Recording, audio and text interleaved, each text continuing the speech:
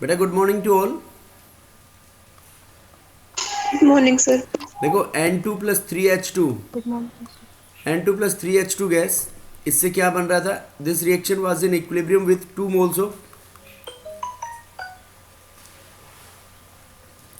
moles of ammonia gas.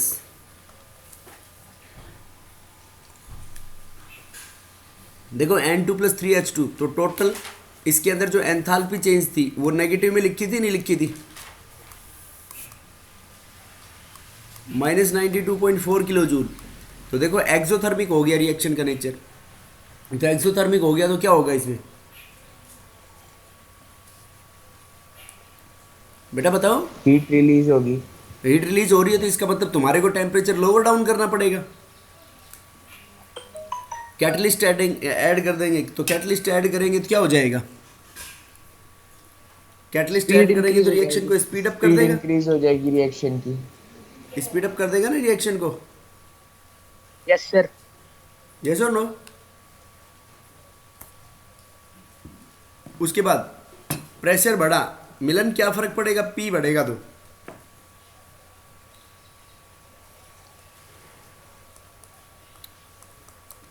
Devendu P increase होगा तो volume decrease हो जाएगा। Yes sir. तो वॉल्यूम डिक्रीज होगा तो number of moles per unit volume increases, तो रिएक्शन वहां जाएगी जहां पे number of increases. Moles less होंगे। तो लेस किधर है?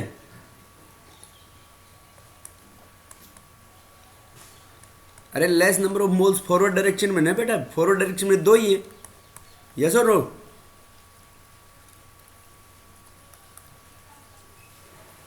बेटा इसमें तो एक और दो टोटल कितने मोल हो गए? रिएक्टेंट साइड में तो चार, और प्रोडक्ट साइड में कितने हैं? दो। तो इक्विलिब्रियम कौन से डायरेक्शन में शिफ्ट होगा?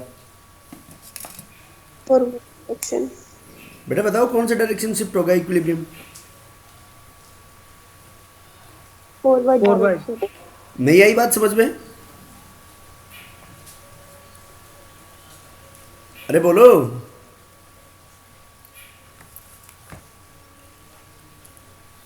आ गई sir. Next is lab method of preparation of ammonia.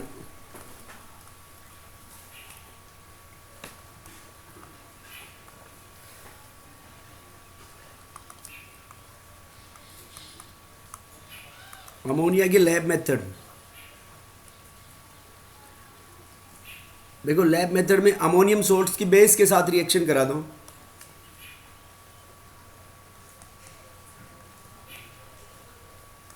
Ammonium chloride है बेटा, इसमें KOH और NaOH डाल दो तो क्या बन जाएगा इसमें? KCl plus ammonia plus H2O।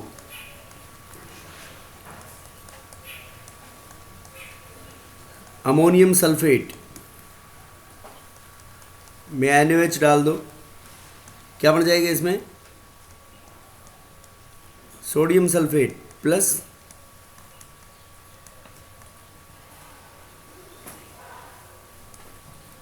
Sodium sulphate plus ammonia plus H2O।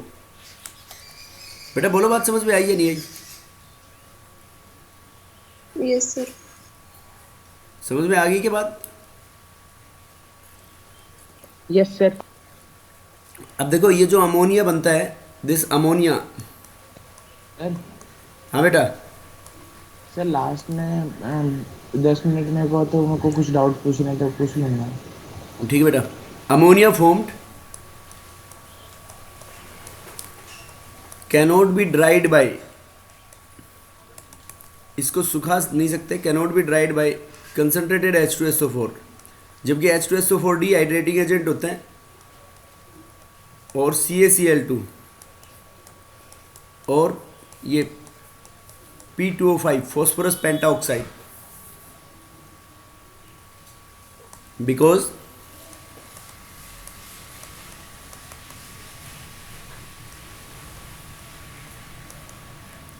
Ammonia reacts with them, ammonia उनके साथ रिएक्ट करेगा बेटा, इसलिए इसको हम ड्राई नहीं कर सकते। ठीक है बेटा, समझ गए क्या? Yes sir. देखो कैसे, जैसे अमोनिया है, अगर H2SO4 लेंगे तो H2SO4 बेस एसिड है और अमोनिया बेस है, तो क्या बन जाएगा इसके साथ? अमोनियम सल्फेट बन जाएगा।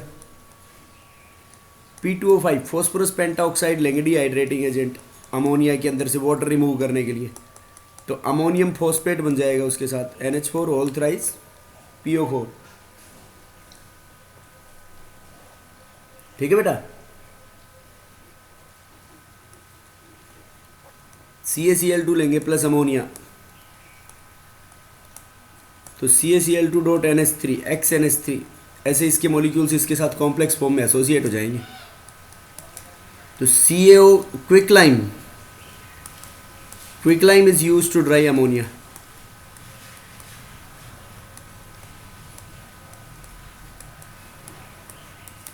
अमोनिया को ड्राई करने के लिए क्या यूज में लेंगे हम? क्विकलाइम। बेटा बोलो क्लियर है या नहीं? क्योंकि देखो क्विकलाइम भी बेस है और अमोनिया भी बेस है, तो बेस बेस के साथ रिएक्ट करेगा क्या? No sir. तो इसलिए कोई भी मतलब एसिडिक सोल्ट या हम एसिड नहीं ले सकते अमोनिया को ड्राई करने के लिए, because it forms a complex, it is a base and it forms a complex.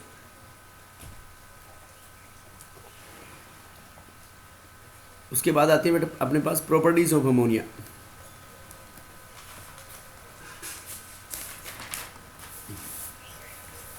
देखो पहले वेस्पर्स थ्योरी में हमने ऑलरेडी डिस्कस कर लिया कि अमोनिया जो है NH3 पिरामिडल शेप होती है इसकी,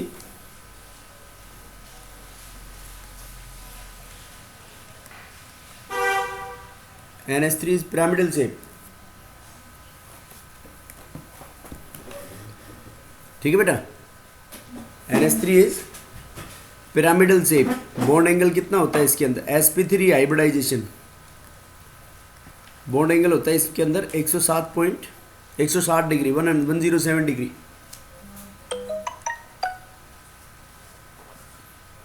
बेटा समझ गए बात? Yes sir. उसके बाद ये इर्रेगुलर ज्योमेट्री कैसी होगी इसकी? बेटा बताओ इसकी ज्योमेट्री कैसी होगी Devendu? Sir irregular tetrahedral. Irregular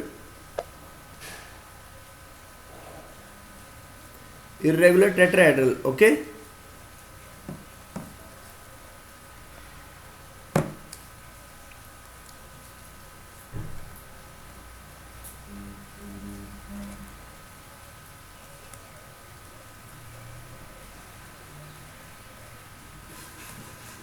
irregular tetrahedral geometry होगी बेटा इसकी,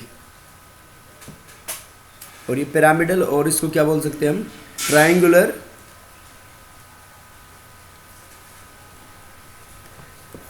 इर्रेगुलर टेट्राहेड्रल और ट्रायंगुलर पिरामिडल। बेटा बोलो बात समझ में आई या नहीं आई? Yes sir. अब ये इसमें हाइड्राइड्स के अंदर बॉन्ड एंगल्स में तो मैंने तुम्हारे को बता दिया था नीचे कैसे होगा बॉन्ड एंगल, कैसे वेरी करेगा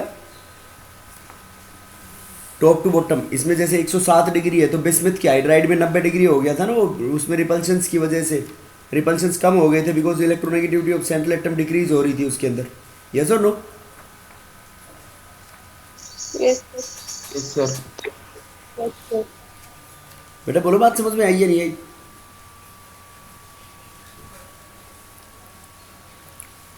नेचर कैसा होता है इसका? कलर कैसा होता है? कलरलेस होगा ये। कलरलेस। और इसके अंदर पंजेंट स्मेल आती है, बहुत बेकार स्मेल आती है, पंजेंट स्मेल, आंखों में आंसू ला देती है। पंजेंट स्मेल मतलब स्ट्रॉन्ग स्मेल होती है ना? हाँ, pungent smell causes tears in eyes.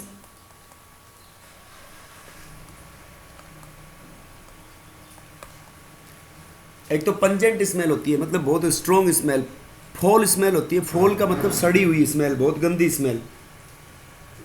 Sweet smell मतलब मीठी मीठी सी स्मेल आती है, जैसे उसमें क्लोरोफॉर्म में CCl4 में इनमें आती है, वो स्वीट स्मेलिंग लिक्विड है। It causes tears in eyes, आंखों में आंसू ला देती है बेटा।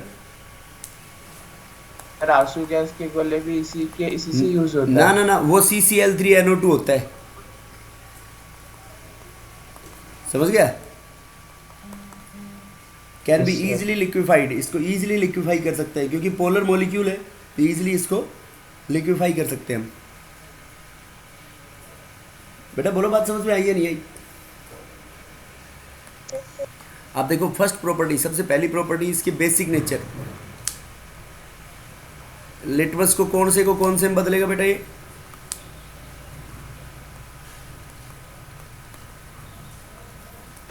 सर रेड को ब्लू में। रेड लिटमस को, बेसिक नेचर है तो रेड लिटमस को ब्लू लिटमस में बदल देगा बेटा ये। यस और नो? बेस है।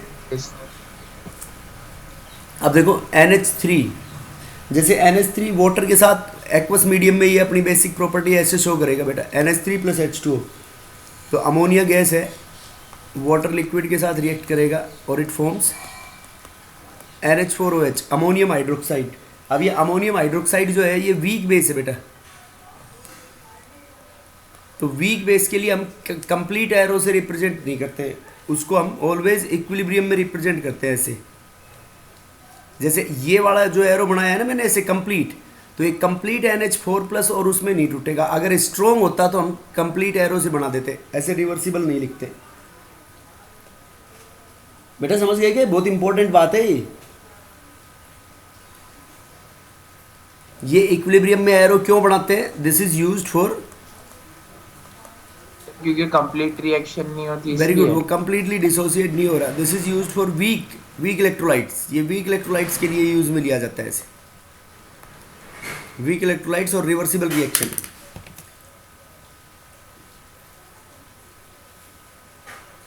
बेटा बोलो, बात समझ में आई या नहीं आई? Yes.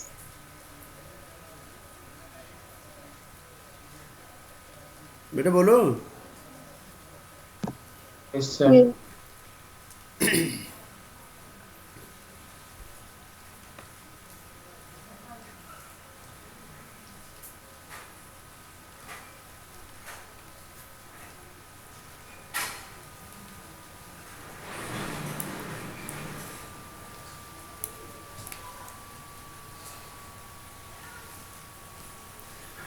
उसके बाद next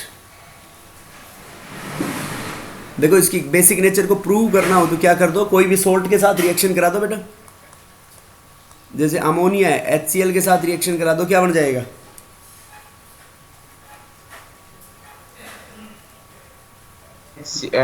NaCl2 NH4Cl NH4 NH4Cl ammonium sir, chloride बन जाएगा बेटा, NH4Cl।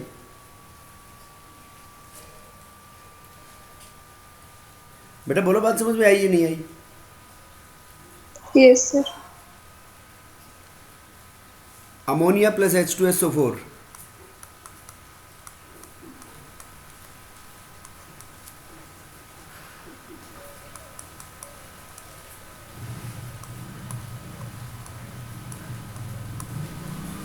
Ammonia plus H2SO4, ammonium sulphate. Okay, ammonia की H2SO4 के साथ रिएक्शन कराएंगे तो क्या बन जाएगा उसमें? Ammonium sulphate. Ammonia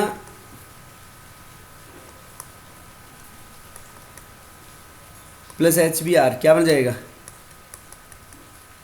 NH4 ammonium bromide. तो बेटा एसिड के साथ रिएक्ट कर रहे हैं तो सारी मतलब ये क्या शो कर रहा है? इनका बेसिक नेचर को शो कर रहा है।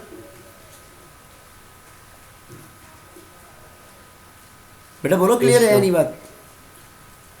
Yes, sir. और अगर इन सब में मैंने अमोनिया लिया है, अगर इन सब में अमोनियम हाइड्रोक्साइड की इनके साथ कराएंगे तो वाटर और बन जाएगा बेटा फिर साइड प्रोडक्ट। ठीक है, उसके बाद second, ammonia also act as, इसके ऊपर लोन पेयर है तो ammonia due to availability of lone pair,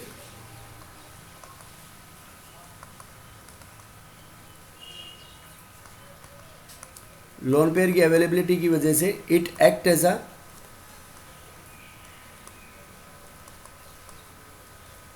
Levi's base. Lewis base की तरह एक्ट करेगा नहीं करेगा बेटा? ये जो लोन पेयर डोनेट करते हैं उनको क्या बोलते हैं हम? Lewis basis. Lewis base. जैसे देखो अमोनिया प्लस BF3। अब देवेंदु ये रिएक्शन याद करने की थोड़ी है बेटा, समझने की है। ये रिएक्शन कोई पूछी थोड़ी जाएगी। अब जैसे पता है तुम्हारे को ये रिएक्शन, तो ऐसे लिख सकते हैं, ये अमोनिया के ऊपर लोन पेयर है तो ये BF3 इलेक्ट्रॉन डेफिशिएंट है, तो लेवाइस एसिड को डोनेट कर देगा ऐसे। नहीं समझे बेटा बात? सर अब जो कैटायंस होते हैं, सिंपल कैटायंस, वो भी किसकी तरह बिहेव करते हैं? Lewis base. Lewis acid cation तो इलेक्ट्रॉन डेफिशिएंट हो गया ना भाई, यस सर। तो Ag प्लस NH3, जैसे Ag कैटायन है, Ag plus NH3, Ag plus NH3 से क्या बन जाएगा? AgNH3 होल ट्वाइस पॉजिटिव, ऐसे कॉम्प्लेक्स बना लेगा इसके।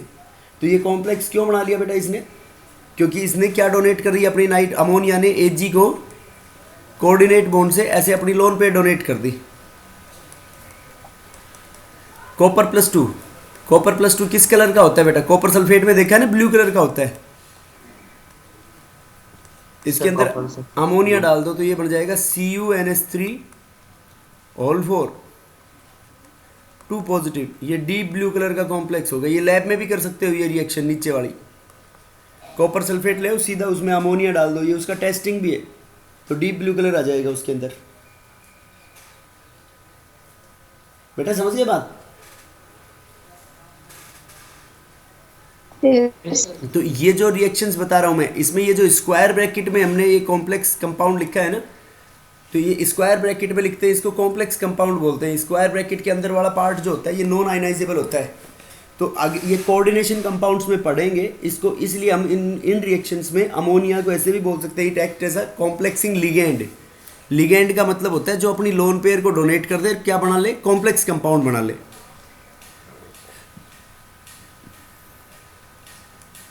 सर अपन जो कॉम्प्लेक्स फॉर्मेशन का जो प्रोसेस होता है कि मतलब मैक्सिमम हर केसेस में कॉम्प्लेक्स फॉर्मेशन कैसे होता है बाय प्रोडक्ट, तो फिर वो कैसे पता चलेगा? वो कहाँ पढ़ेंगे? ये कोऑर्डिनेशन कंपाउंड्स में आएगा बेटा। बाय प्रोडक्ट तो क्या होगा, जैसे इसमें Ag है, तो Ag के अंदर मान लो सिल्वर नाइट्रेट लिया तुमने, तो सिल्वर नाइट्रेट लेओगे तो क्या लग जाएगा यहाँ पे? NO3 लग जाएगा। AgCl लेओगे तो क्या लग जाएगा यहाँ पे? Cl लग जाएगा। कॉपर सल्फेट लिया तो यहाँ पे क्या लग जाएगा? SO4 2- लग जाएगा। तो नेट चार्ज को न्यूट्रल करना है। अब ये बात हम उसमें पढ़ेंगे कोऑर्डिनेशन कंपाउंड में कि सिल्वर का कोऑर्डिनेशन नंबर 2 होता है। मतलब सिल्वर मैक्सिमम कितने कोवेलेंट बॉन्ड बना सकता है? 2 +1 ऑक्सीडेशन स्टेट में। तो 2 कोवेलेंट बॉन्ड ही तो बन रहे हैं। देखो यहाँ पे 2 अमोनिया के साथ जुड़ रहा है। कॉपर 4 कोवेलेंट बॉन्ड बना सकता है, तो कॉपर का 4 लिख दिया हमने यहाँ पे। Okay sir. अब कॉपर का कोई भी कॉम्प्लेक्स के साथ किसी भी मोनोवेलेंट लिगेंड के साथ बनाएगा तो यही बनाएगा बेटा ये। तो in these reactions NH3 act as a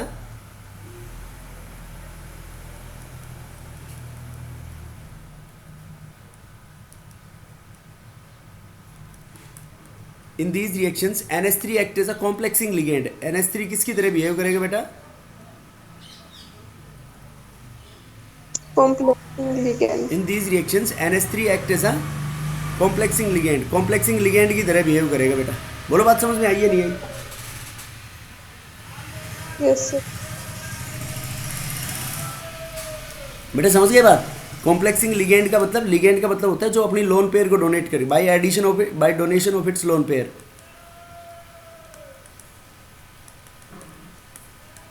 bye donating its lone pair of electron, अपनी लोन पेयर ऑफ इलेक्ट्रॉन को डोनेट करके ऐसा बनाएगा बेटा ये। उसके बाद नेक्स्ट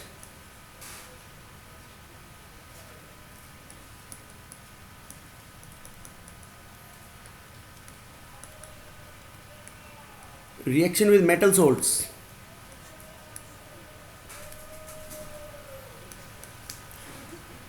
मेटल सोल्ट्स में फॉर एग्जांपल जैसे FeCl3 ले ले, फेरिक क्लोराइड।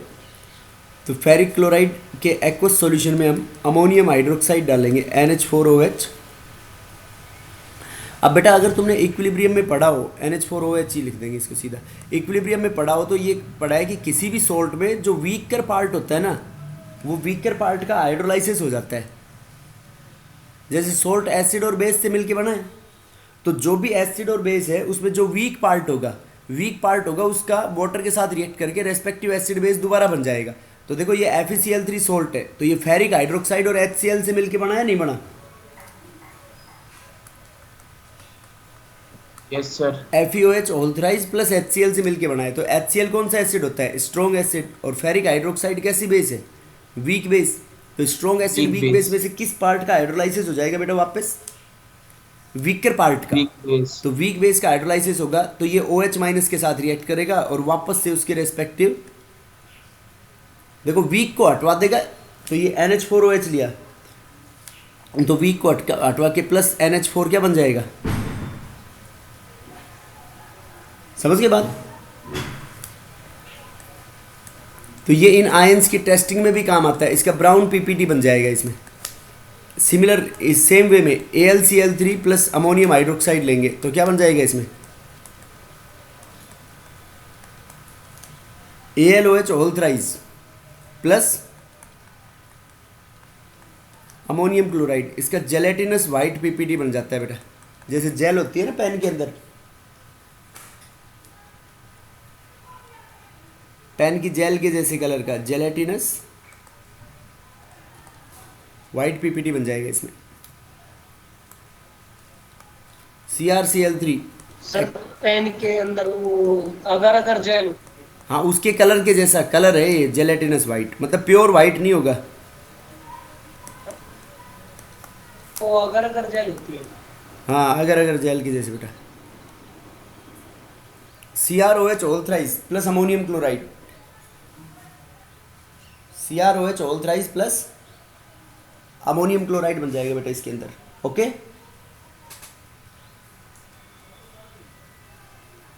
बेटा समझ गए क्या बात? Yes sir. CrOH whole thrice plus ammonium chloride बन जाएगा।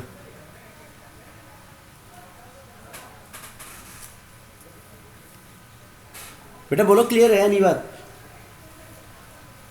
Yes sir. तो मतलब this is also used in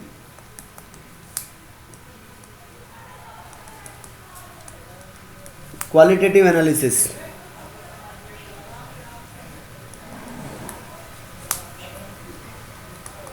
of group 3 ions. Group 3 के अंदर बेटा तीनों आयंस होते हैं, एल्यूमिनियम, क्रोमियम और आयरन। Fe+3, Al+3 और Cr+3। तो इनकी एस्टिमेशन में भी काम आता है, मतलब इन आयंस के बारे में पता लगाने के लिए, इन आयंस की प्रॉपर्टीज को स्टडी करने के लिए काम में ली जाती है। बेटा बोलो क्लियर है या नहीं बात?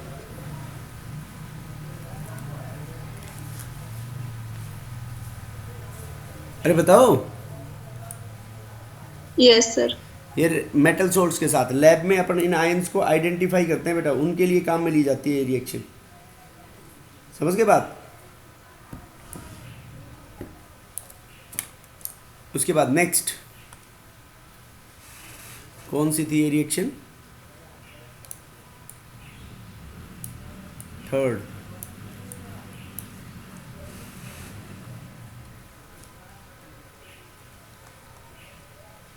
फोर्थ, ये बेटा दिस इज वेरी इंपॉर्टेंट। ये भी क्वालिटेटिव एनालिसिस में रिएक्शन पूछी जाती है कि how it reacts with Nessler's reagent.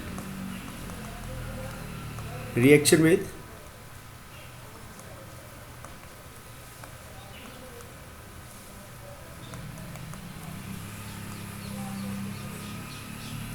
With Nessler's reagent. Nessler's reagent बेटा बोलते हैं हम K2HgI4 को। K2HgI4 का ये कॉम्प्लेक्स होता है, इसको क्या बोलते हैं हम?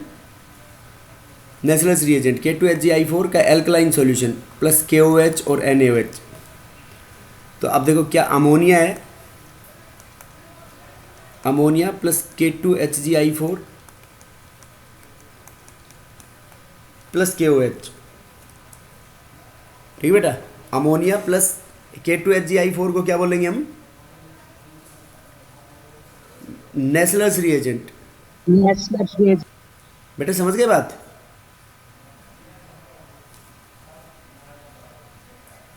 बेटा बोलो। Yes sir. देखो ये बहुत इंपॉर्टेंट क्यों है कि इसमें K2HgI4 की नेस्लर्स रिएजेंट की ये कॉम्प्लेक्स कंपाउंड है, तो इस कॉम्प्लेक्स कंपाउंड के साथ ये इसके अमोनिया के क्वालिटेटिव एनालिसिस में काम आती है, इसलिए इंपॉर्टेंट है। दैट इज क्या कह सकते हैं, यूज्ड इन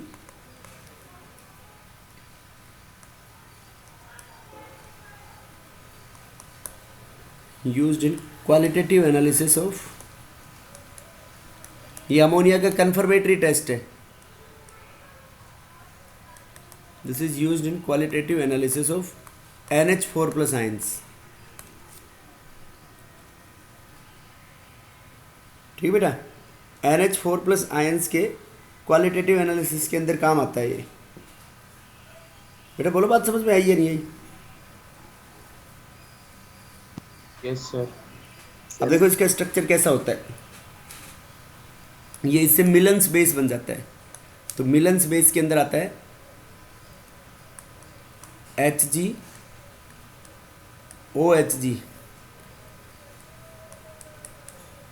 ये होता है NH2HgOHgI. ये इस तरीके से कॉम्प्लेक्स बन जाएगा. डॉट I प्लस KI,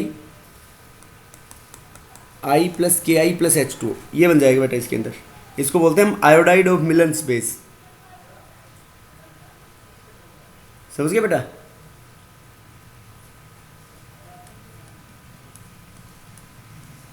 क्या बोलेंगे इसको हम? Iodide of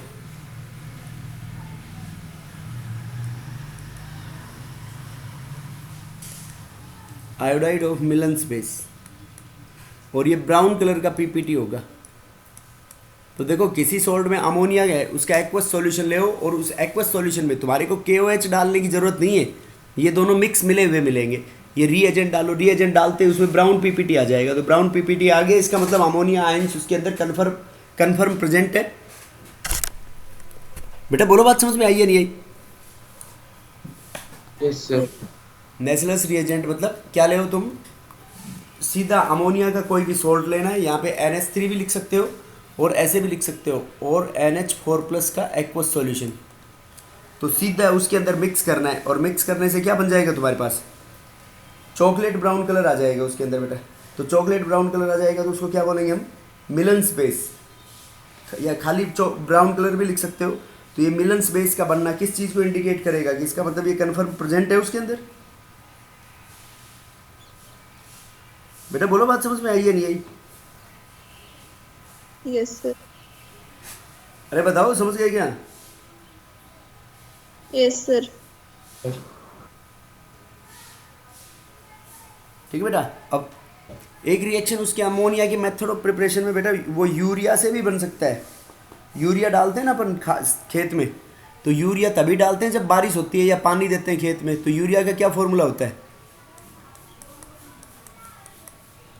NH2C double bond हो NH2.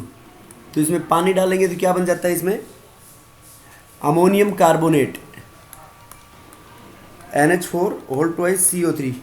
और ये अमोनियम कार्बोनेट फिर सनलाइट के प्रेजेंस में डिकम्पोज हो जाता है किसके अंदर?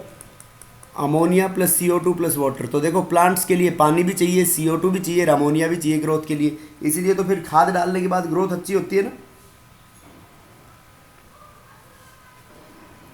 बेटा बताओ, बात समझ में आई या नहीं आई? Yes sir.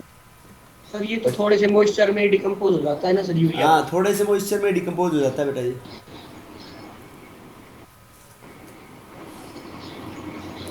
उसके बाद देखो next fifth,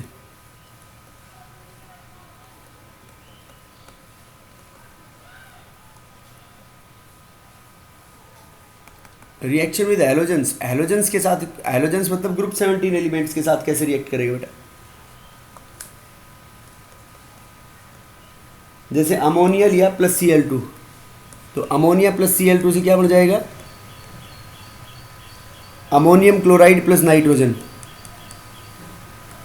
ammonia plus Cl2 से क्या बन जाएगा? Ammonium chloride plus nitrogen. ठीक है बेटा. अगर ये मतलब अमोनियम क्लोराइड प्लस नाइट्रोजन जब बनेगा जब अमोनिया कैसे लेओगे? एक्सेस में लेओगे. और अगर अमोनिया का तो 1 मोल ले लो और Cl2 कैसे ले लो इसमें? एक्सेस में. तो ये सारे हाइड्रोजन को हटवा देगा यहाँ से, इसका ऑक्सीडेशन करवा देगा. तो क्या बन जाएगा यहाँ पे? NCl3 plus HCl. बेटा समझ में आई दोनों रिएक्शन में क्या डिफरेंस है? Yes sir. फिर ऐसे ही अमोनियम उसके ब्रोमाइड के साथ और आयोडाइड के साथ करवा देगा काम. उसके बाद एक यूरिया, यूरिया खाद बनाने की भी यही रिएक्शन है। देखो यूरिया से बन भी रहा है यही, और ये यूरिया बनाने के लिए भी काम में लिया जाता है हैबर्स प्रोसेस के अंदर। हैबर्स प्रोसेस में देखो, हैबर्स प्रोसेस में तो क्या बना रहे हैं हम, अमोनिया बना रहे हैं। तो यूरिया खाद कैसे बनेगा, देखो उस अमोनिया से, used in the production of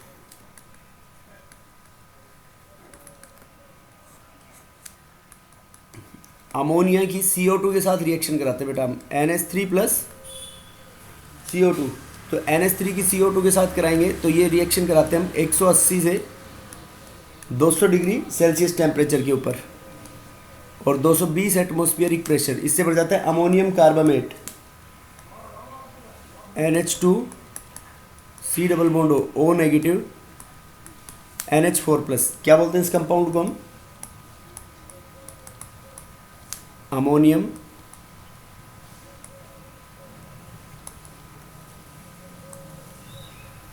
carbamate. इस रिएक्शन की हीटिंग कराएंगे तो ये किस में बदल जाएगा, NH2 C double bond O NH2 plus H2O। तो ये यूरिया बन गया ना। हीटिंग कराने के बाद इट रीअरेंजेस टू गिव यूरिया। ये बेटा अमोनिया की। अब अमोनिया का लार्ज स्केल के ऊपर सबसे ज़्यादा यूज क्या है अमोनिया का, बताओ बेटा, बताओ यूजेस ऑफ अमोनिया में। यूज एक तो जो नाइट्रोजनस फर्टिलाइजर्स बनाने में काम में लिया जाता है लार्ज स्केल के ऊपर, yes sir. Used in the production of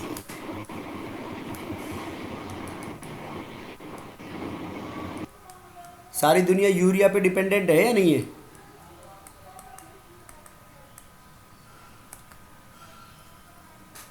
तो अमोनियम फर्टिलाइजर्स बनाने के लिए काम में लिया जाता है बेटा ये। एक used in the production of Na2CO3, ये 11th में पढ़ा होगा तुमने, सोलवेज अमोनिया प्रोसेस।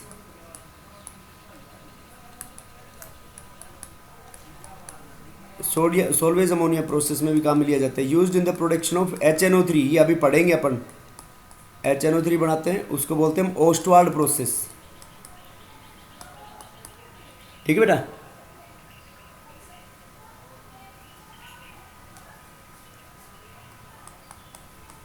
उसके बाद used as a refrigerant. Refrigerant मतलब ठंडा करने के लिए भी काम में लिया जाता है ये। बेटा बोलो क्लियर है या नहीं। ये जो सर जो ये वाटर वाले होते हैं ये अमोनिया मिला देते हैं जब इलेक्ट्रिसिटी नहीं होती। क्या करते हैं बेटा, वाटर वाले अमोनिया मिला देते हैं जब, सर ये वाटर सप्लाई वाले होते हैं ना जो ठंडा पानी देते हैं सर, हाँ जब इनके पास इलेक्ट्रिसिटी नहीं होती जब ये अमोनिया मिला देते हैं पानी में। हाँ, ये पानी के अंदर मिक्स कर देते हैं, पॉइजनस बना देते हैं बेटा ये वाटर को।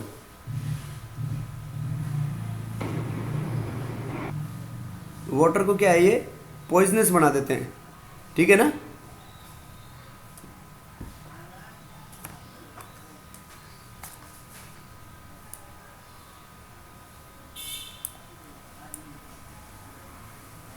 बेटा बोलो, बात समझ में आई या नहीं आई। Yes sir. उसके बाद next nitric acid, next compound is, this is all about ammonia.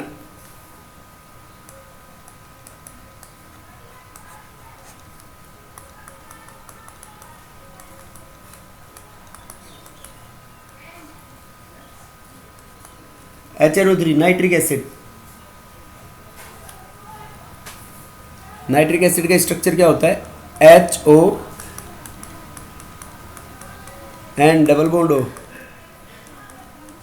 और एक ये कोऑर्डिनेट बॉन्ड O होता है। ये होता है बेटा HNO3। ओके। अब देखो लैब के अंदर कैसे प्रिपेयर करेंगे हम इसको।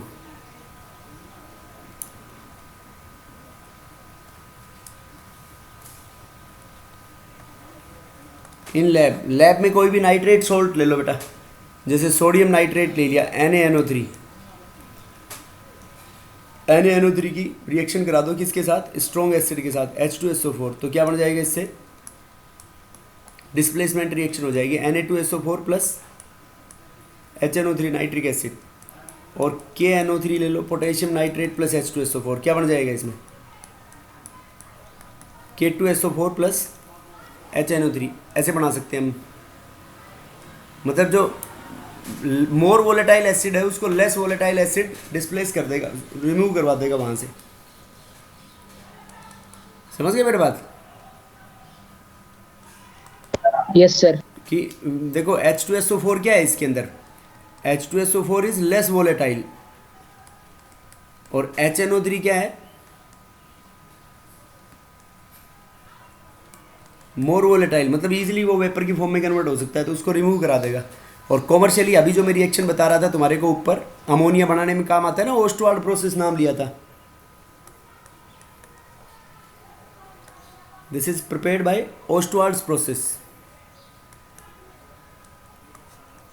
अब देखो ओस्टवाल्ड प्रोसेस बहुत सिंपल सी प्रोसेस है बेटा। फर्स्ट स्टेप क्या होती है इसके अंदर,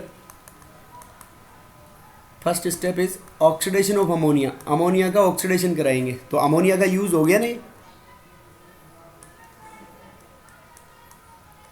तो अमोनिया को O2 के साथ रिएक्शन कराएंगे, और ये प्लेटिनम और rhodium goes as a catalyst लेते हैं। हम सरफेस केमिस्ट्री में पढ़ा था कैटलिस्ट के यूजेस में। प्लेटिनम रोडियम गोज की प्रेजेंस में यहाँ पे 500 केल्विन टेम्परेचर और 9 बार क्या होता है इसके अंदर, 500 केल्विन टेम्परेचर और 9 बार प्रेशर। ठीक है बेटा? Yes sir. तो ये क्या बन जाता है इसमें, नाइट्रिक ऑक्साइड, NO बन जाता है, nitric oxide plus H2O।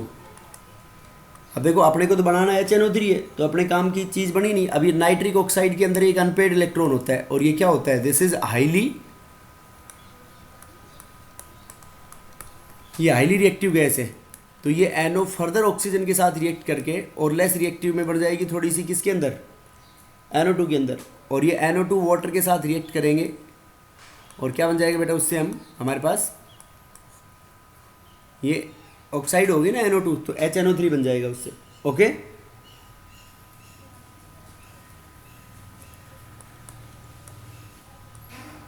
And this is concentrated by distillation method से, इसको कंसंट्रेट करेंगे, तो डिस्टिलेशन से कंसंट्रेट करेंगे तो 68% बाई मास बनता है, और ये 68% बाई मास जो HNO3 होता है ना, ये बेटा एजियोट्रोप है। ये क्या होता है नया एजियोट्रोप,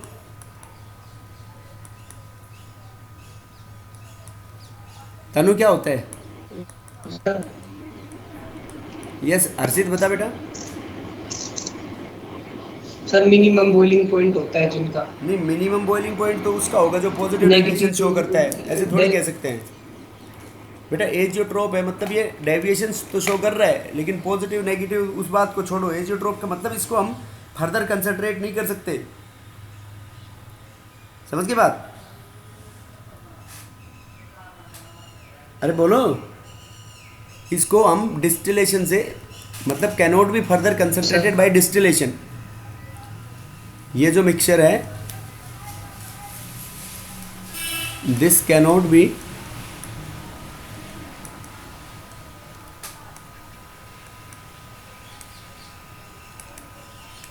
फर्दर कंसंट्रेटेड बाय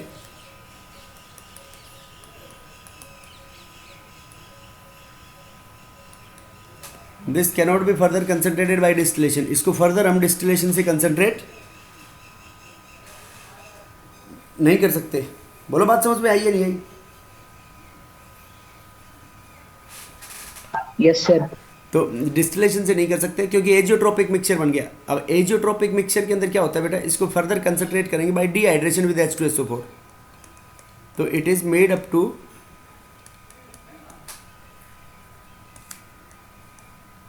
98%। इसको 98% प्योर बनाएंगे बाय डिहाइड्रेशन विद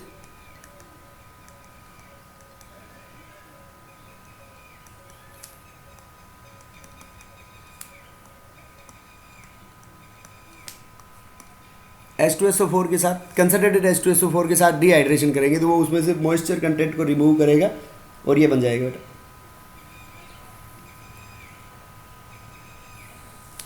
बेटा समझ गए बात? Yes sir. अब देखो ये जो HNO3 है इसमें NO बॉन्ड की बॉन्ड लेंथ दोनों सेम होंगी। NO बॉन्ड लेंथ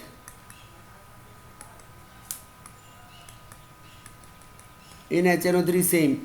देखो बेटा जहाँ भी कहीं देखो इसका स्ट्रक्चर बनाया था तो एक तो डबल बॉन्ड ओ आ रहा था, तो बॉन्ड लेंथ क्या होती है, ऐसे कह सकते हैं bond length is inversely proportional to the multiplicity of bond. कि मल्टीप्लिसिटी मतलब जितने नंबर ऑफ बॉन्ड्स जितने ज़्यादा होंगे बॉन्ड लेंथ इतनी क्या हो जाएगी, कम। कम हो जाएगी। समझ गए बात? Bond length is inversely proportional to the multiplicity of bond. तो NO bond in HNO3 is same. HNO3 के अंदर NO बॉन्ड लेंथ सेम क्यों होगी बेटा? देखो इसका स्ट्रक्चर बनाते हैं हम ऐसे, तो HNO3 ऐसे टूट जाएगा H plus plus NO3 minus ions. तो NO3 का स्ट्रक्चर यूँ बनेगा, ये एक तो डेटिव बॉन्ड हो गया और एक ये डबल बॉन्ड हो और एक ये O नेगेटिव। तो बेटा इसको हम ऐसे नहीं बना सकते, N डेटिव बॉन्ड हो डबल बॉन्ड हो O नेगेटिव। फिर इसको ऐसे भी बना सकते हैं हम, N डबल बॉन्ड हो O नेगेटिव डेटिव बॉन्ड। तो देखो बेटा एक ये जो डबल बॉन्ड है इसके हाइब्रिड में सब में सर्कुलेट कर रहा है नहीं कर रहा, दोनों में? Yes sir. बेटा सब में आ रहा है ना डबल बॉन्ड कैरेक्टर, बोलो। तो Yes, सब sir. सब में डबल बॉन्ड कैरेक्टर आ रहा है। तो ऐसे जैसे बॉन्ड लेंथ निकालने के लिए जैसे पर्टिकुलर एटम्स में निकाल लो, देखो ये एक एटम और एक ये दो, तो इन दो एटम्स में जब बॉन्ड लेंथ निकालनी है ना तुम्हारे को, एवरेज बॉन्ड लेंथ, तो ये ऑर्गेनिक केमिस्ट्री में पढ़ते हैं, इसके बेसिक ऑर्गेनिक में उसका कंसेप्ट होता है कि number of bonds between the two bonded atoms, number of bonds between two atoms upon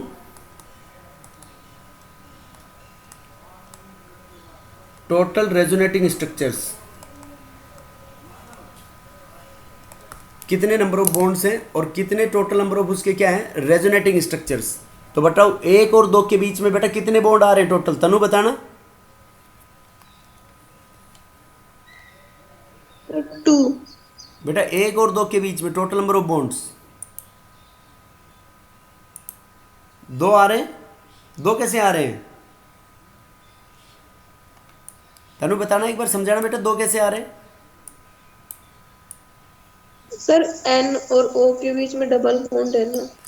बेटा N और O के बीच में डबल बॉन्ड कैसे, तीनों में देखने हैं, in all the resonating structure, सभी में। देखो 1-2 के बीच में मतलब 1-2 ये भी हो गया कैनोनिकल स्ट्रक्चर का मतलब सारे स्ट्रक्चर सेम ही है। तो देखो एक में एक बॉन्ड आ रहा है, दूसरे में भी एक बॉन्ड आ रहा है, तीसरे में कितने आ रहे हैं 2 बॉन्ड, और total number of resonating structure क्या आ गए 3। तो एवरेज बॉन्ड लेंथ 4/3 आ गई ना बेटा इसके अंदर सबकी। Yes sir. तो that is why all NO bond length same. अब देखो बेटा अगले ग्रुप में आएगा, अगले ग्रुप में ऐसे आ जाएगा ओजोन, वहाँ पे मैं नहीं बताऊंगा, यहीं पे बता दिया बस। देखो ये O डबल बॉन्ड हो, ये डेटिव बॉन्ड हो, ओजोन का ये स्ट्रक्चर होता है। अब इसका दूसरा रेजोनेटिंग स्ट्रक्चर मैं ऐसे भी तो बना सकता हूँ, O डेटिव बॉन्ड हो। डेटिव बॉन्ड हो का मतलब होता है जो शेयर्ड पेयर ऑफ इलेक्ट्रॉन एक ही एटम से बिलोंग करेगी। अब देखो ये एक एटम है 1 और 2, तो 1 और 2 के बीच में बेटा एवरेज बॉन्ड लेंथ निकालनी है। तो 1 और 2 के बीच में कितने बॉन्ड्स आए टोटल बताओ। 2 तो पहले में आ रहा है और 1 दूसरे में आ रहा है, तो 2 + 1 total number of resonating structure कितने 2, तो 3 डिवाइडेड बाय 2। तो 1.5 आ गई ना बेटा एवरेज बॉन्ड लेंथ। तो ये दोनों बॉन्ड लेंथ है। देखो यहाँ पे बॉन्ड लेंथ A और ये बॉन्ड लेंथ B, तो A शुड बी लेस। अभी मैंने ये जो बात लिखी है कि bond length is inversely proportional to the multiplicity of bond, कि बॉन्ड की मल्टीप्लिसिटी जितनी ज़्यादा बॉन्ड लेंथ इतनी कम। तो बॉन्ड लेंथ कौन सी ज़्यादा होनी चाहिए इसमें? बेटा ये जो बॉन्ड लेंथ है 1 और 2 के बीच में, A should be smaller than B, ऐसा ऐसा होना चाहिए बेटा, ऊपर वाले कंसेप्ट के अकॉर्डिंग ऐसा होना चाहिए या नहीं? Yes sir. बट ए बराबर बी, ए बी के बराबर क्यों होगा? ड्यू टू, बेटा तुम कहोगे सर फर्स्ट स्ट्रक्चर कंसीडर करेंगे, मैं कहूंगा मैं तो सेकंड ले आऊंगा, तो उस बात का तो एंड नहीं हुआ ना कभी भी। तो उसका आंसर क्या आ गया? Because of resonance. ऐसा क्यों होगा बेटा? रेजोनेंस की वजह से होगा ऐसा। बेटा बोलो, बात समझ में आई या नहीं आई? Yes sir. बेटा बॉन्ड लेंथ का आंख बंद करके बोल देना तुम, जहां भी कहीं ऐसा हिसाब से आ जाए बॉन्ड लेंथ का कि बॉन्ड लेंथ के अंदर ये कंसेप्ट लग रहा है, तो उसका रीजन एक ही दोगे कि रेजोनेंस की वजह से ऐसा हो रहा है। समझ गए बेटा बात? Yes sir. नाइट्रिक एसिड, कैसा नाइट्रिक एसिड होता है? प्योर स्टेट के अंदर कलरलेस फ्यूमिंग लिक्विड होता है। इसकी प्रॉपर्टीज,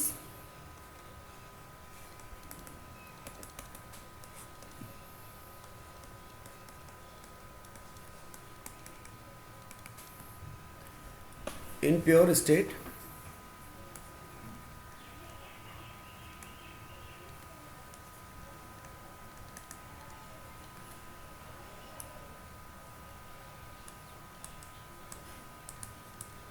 प्योर स्टेट के अंदर कैसा होगा बेटे? Colourless fuming liquid, while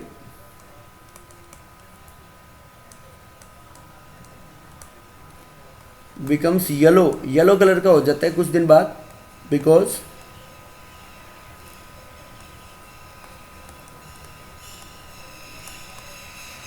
of presence of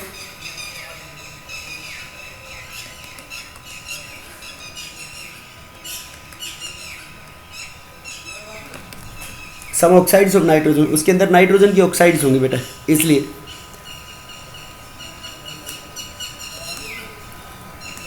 acid है तो वाटर के अंदर बेटा सॉल्युबल होगा या इनसॉल्युबल?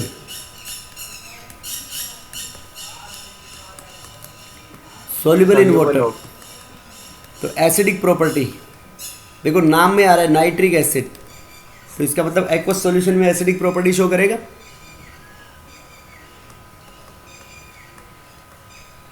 HNO3 एक्वस कैसे डिसोसिएट हो जाएगा बेटा? HNO3 aqueous nitrate ions plus hydronium ions देगा ना, H3O प्लस आइंस, इसलिए हम क्या कहेंगे?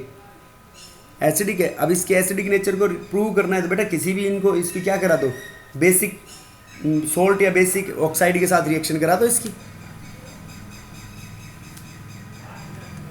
देखो जैसे मैग्नीशियम ऑक्साइड ले रही, तो मैग्नीशियम ऑक्साइड HNO3 के साथ, मैग्नीशियम मेटल की ऑक्साइड है, HNO3 के साथ बेस बनाएगा ये sorry salt, magnesium nitrate whole twice plus H2O, NaOH plus HNO3 क्या बना देंगे बेटा? NaNO3 plus H2O, Na2CO3 plus HNO3 क्या बना लेगा? NaNO3 plus H2O plus CO2, क्योंकि ये जो CO2 3 पार्ट है, CO3 पार्ट क्या है यहाँ पे? दिस इज मोर वोलेटाइल, और HNO3 क्या है? नाइट्रेट पार्ट है यहाँ पे, वो क्या है? Less volatile. तो लेस वोलेटाइल मोर वोलेटाइल को हटवा देता है। बेटे समझ गए की बात? यस। ये आसान सी प्रॉपर्टी है, एक्शन ऑफ हीट। देवेंदु कुछ बोल रहा था बेटा?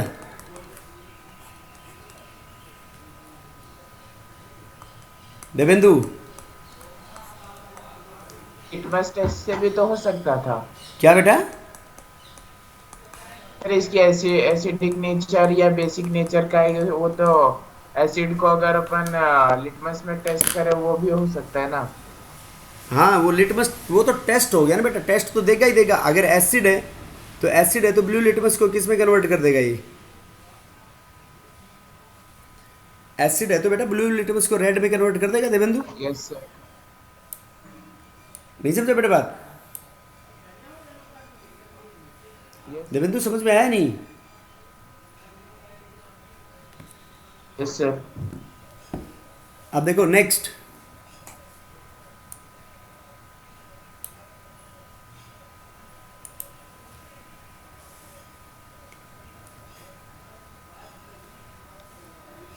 देखो बेटा इसकी नेक्स्ट प्रॉपर्टी है थर्ड इज ऑक्सीडाइजिंग नेचर। ये बहुत important property, this is very important.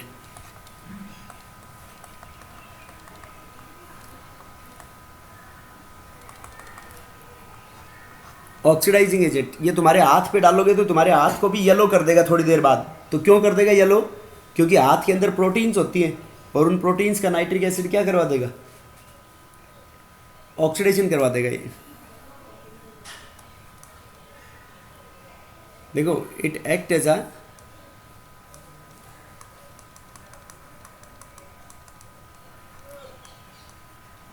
Oxidising agent in concentrated as well as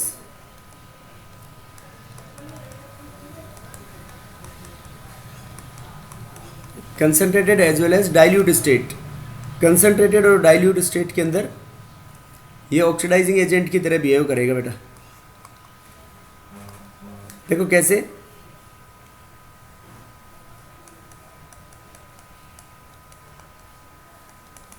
HNO3 concentrated, तो ये कैसे किस में टूट जाएगा? H2O plus NO2 plus nascent oxygen. अब नेसेंट ऑक्सीजन किसी दूसरे का ऑक्सीडेशन कराएगा और ये अगर डाइल्यूट स्टेट में तो ये बन जाएगा H2O plus NO, nitric oxide plus nascent oxygen. तो बेटा दोनों रिएक्शन में लिबरेट हो रहा है ना नेसेंट ऑक्सीजन। ये जो ब्रैकेट में लिखते हैं इसको हम क्या बोलते हैं? Nascent oxygen. और नेसेंट ऑक्सीजन क्या होता है? दिस इज हाईली ऑक्सीडेंट, मतलब किसी दूसरे के साथ जुड़ेगा ये, तो जिसके साथ जुड़ेगा उसका ऑक्सीडेशन करवा देगा ना।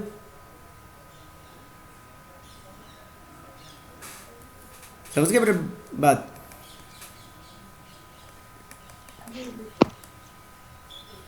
देखो कैसे, इसको रटना नहीं है कि oxidation of non metals, non metals less reactive होते हैं बेटा। तो नॉन मेटल्स का ओनली कंसंट्रेटेड HNO3 करा सकता है, can be oxidised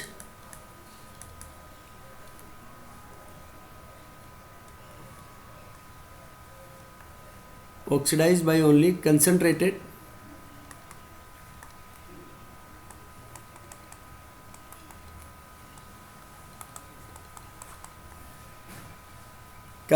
nitric acid से ऑक्सीडाइज होगा बेटा। Can be oxidised only by concentrated nitric acid. देखो कैसे, HNO3 है तो HNO3 कंसंट्रेटेड हो गया ना बेटा। तो HNO3 कैसे टूटेगा? देखो कंसंट्रेटेड स्टेट में लिया है तुमने, तो ये तो टूट गया H2O plus NO2 plus nascent oxygen. अब जैसे कार्बन का ऑक्सीडेशन कराना है तो कार्बन का कार्बोनिक एसिड भी करवा देगा ये।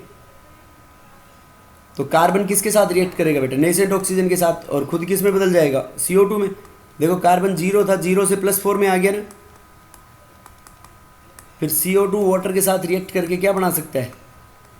Carbonic acid H2CO3। तो नेट रिएक्शन इनको जोड़ के लिख देंगे। तो मेन चीज होगी कार्बन प्लस HNO3। तो कार्बन प्लस HNO3 क्या बन जाएगा इसमें? ये कार्बोनिक एसिड भी टूट जाता है बेटा, अनस्टेबल एसिड होता है, ये ब्रेक हो जाता है किसके अंदर? CO2 प्लस H2O के अंदर। तो सेम इस फॉर्म में भी लिख सकते हो reaction, CO2 plus H2O plus NO2। बेटा बोलो बात समझ में आई या नहीं आई? जैसे सल्फ्यूरिक एसिड है, सल्फर, तो एसेट है, एसेट को किस में बदलवा देगा ये? H2SO4 में। P4 है फॉस्फोरिक एसिड, उसको किस में ऑक्सीडाइज करवा देगा? H3PO4 में। आयोडीन है, उसको आयोडिक एसिड HiO3 के अंदर ऑक्सीडाइज करवा देगा ये।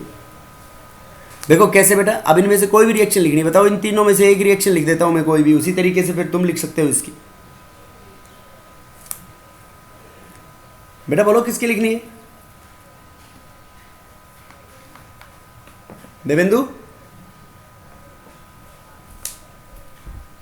Yes sir. देखो जैसे P4 ले लिया तो मेन पेरेंट रिएक्शन तो ये होगी बेटा, सेम हमेशा ये रहेगी। तो P4 नेसेंट ऑक्सीजन के साथ रिएक्ट करेगा, अब यहाँ पे फॉस्फोरस का ऑक्सीडेशन स्टेट चेक कर लो, +5 है तो +5 की ऑक्साइड बना दो उसकी, P4O10 और P2O5।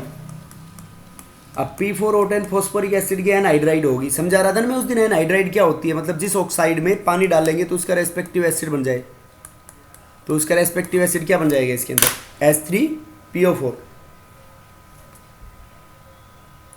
बेटा बोलो बात क्लियर है या नहीं? Yes sir. अगर जैसे एस होता है यहाँ पे तो एस सल्फर के साथ O2 रिएक्ट करता तो उसको SO2 या SO3 में लिख दो, और फिर SO2 और SO3 वाटर के साथ रिएक्ट करके क्या बना लेंगे, H2SO4।